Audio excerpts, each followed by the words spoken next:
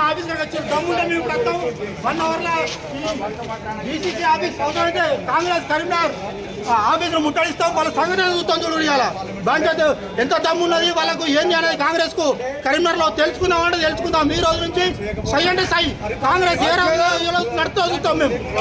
చెప్పి రమ్మని ఒక్కొక్కటి బట్టలు ఉంటాయి.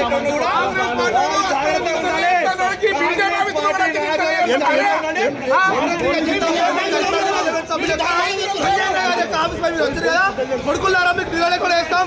గుర్తుపెట్టుకోండి ముట్టడిస్తాం.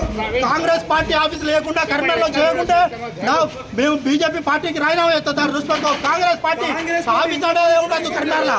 గుర్తుపెట్టుకోండి మీరు ఈ రకంగా వ్యవహరిస్తే కాంగ్రెస్ పార్టీ ఆఫీస్ అనేది ఉండదు. రాజేందర్ రావు నీకు దమ్ము ధైర్యం ఉంటే రాజేందర్ రావు నువ్వు దమ్ము ధైర్యం ఉంటే ఇక్కడ నువ్వు అసలు మనిషివే అయితే నీ బలం ఏందో ఉండదు.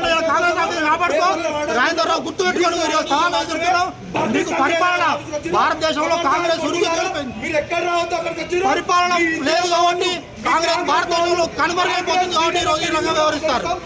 కాంగ్రెస్ పార్టీ వాళ్ళకు మెదడు పని చేయక ఏం చేయాలన్నటువంటి అర్థం చేయనటువంటి పరిస్థితులలో ఏడికి పోతున్నాం ఏం చేస్తున్నారన్నటువంటి మినిమం ఆలోచన లేనటువంటి కాంగ్రెస్ నాయకులు ఈరోజు ఎంపీ కార్యాలయం దిక్కొచ్చారు కదా.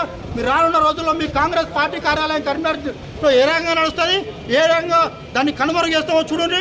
మీకు ఖబర్దార్ రాజేందర్ రావు నలుగురు వేసుకొని వచ్చినావుగా నీకు దమ్ము ధైర్యం ఉంటే రేపంచి ఎదుర్కో. కరీంనగర్లో ఉండు మేము ఎదుర్కొంటాం. నువ్వు ఎదుర్కో రాజేందర్ రావు. గుర్తుపెట్టుకో ఎంతవరకు పోతుందో అంతవరకు పోతుంది. వదిలిపెట్టే ప్రసక్తే లేదు రాజేందర్ రావు.